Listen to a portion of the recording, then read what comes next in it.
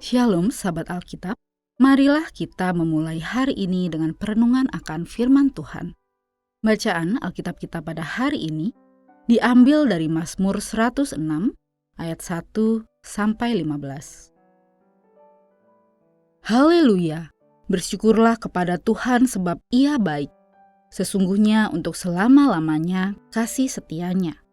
Siapakah yang dapat memberitahukan keperkasaan Tuhan, memperdengarkan segala pujian kepadanya? Berbahagialah orang-orang yang berpegang pada hukum, yang melakukan keadilan di segala waktu. Ingatlah akan aku ya Tuhan, bila Engkau bermurah hati terhadap umat-Mu. Perhatikanlah aku bila Engkau menyelamatkan mereka.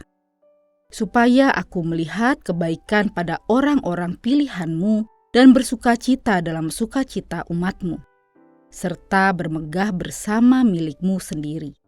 Kami dan nenek moyang kami telah berbuat dosa. Kami telah bersalah, telah berbuat fasik. Nenek moyang kami di Mesir tidak mengerti perbuatan-perbuatan-Mu yang ajaib, tidak mengingat betapa banyaknya kasih setia-Mu.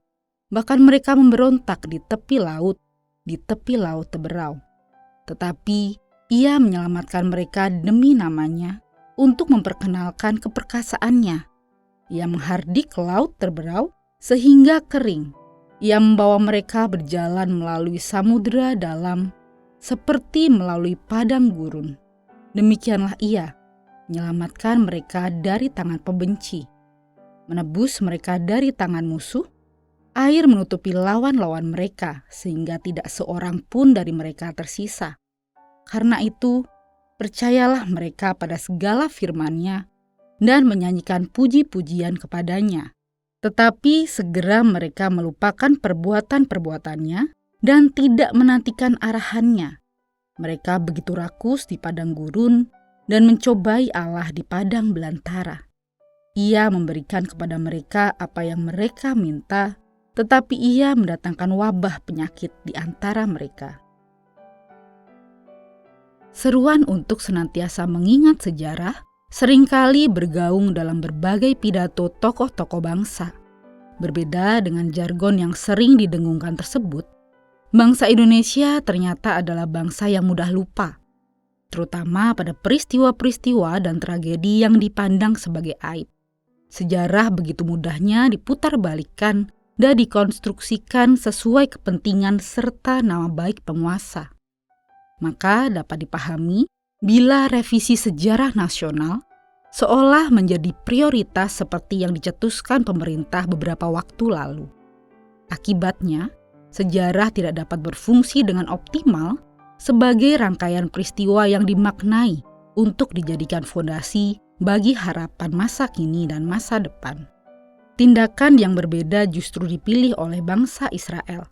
Mereka memang bangsa yang tegar tengkuk dan seringkali membangkang kepada Allah. Tetapi kesalahan di masa lampau itu tidak berusaha dikubur dan disimpan rapat-rapat. Ketidaktaatan mereka diceritakan dan diabadikan dalam tulisan sebagai pengingat bagi generasi yang terus bergulir. Itulah yang ditunjukkan dalam bacaan kita kali ini. Berbeda dengan pasal 105 yang mengingat gerak cinta kasih Allah dalam sejarah, pasal 106 ini justru menunjukkan respons Israel yang bertolak belakang. Dengan tegas dituliskan dalam ayat 7, nenek moyang kami di Mesir tidak mengerti perbuatan-perbuatan-Mu yang ajaib, tidak mengingat betapa banyaknya kasih setia-Mu, bahkan mereka memberontak di tepi laut teberau.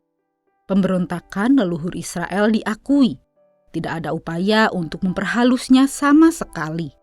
Allah menjangkau umat-Nya dalam berbagai tindakan dan pertolongan, tetapi dengan segera bangsa Israel melupakan perbuatan-perbuatannya. Arahan dan ketetapan Tuhan sama sekali tidak diindahkan. Maka dalam sebuah seruan pengharapan, pemazmur mengajak semua orang untuk mengingat betapa berbahagianya orang yang berpegang pada hukum dan melakukan keadilan segala waktu. Dengan demikian, segala pemberontakan dan keburukan di masa lampau tidak terulang kembali.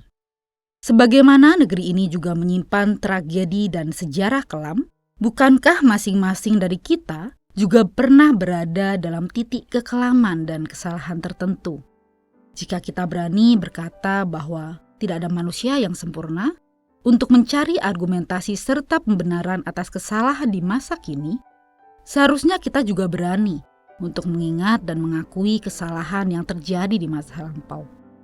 Sayangnya, kita sering menganggap semuanya selesai tanpa betul-betul menyelesaikannya di hadapan Tuhan dan sesama. Memohon ampun atas dosa serta kesalahan kita kepada Tuhan juga sesama. Kita lebih sering memilih untuk lupa dan menganggap semuanya baik-baik saja, menolak bertanggung jawab atas kesalahan yang kita perbuat. Padahal dari pertanggungjawaban tersebut lahir pengampunan Allah, pemulihan, dan kesempatan untuk menjalani hidup seturut ketetapannya. Mari kita berdoa. Ya Tuhan, Allah yang penuh kasih dan keadilan, kami datang kepadamu dengan hati yang ingin belajar dari masa lalu. Engkau mengetahui setiap kesalahan dan kegagalan kami, baik yang kami sadari maupun yang kami coba lupakan. Ajarilah kami ya Tuhan, untuk tidak menutupi dosa-dosa kami, tetapi berani mengakuinya di hadapan-Mu dan sesama, agar kami dapat mengalami pemulihan sejati.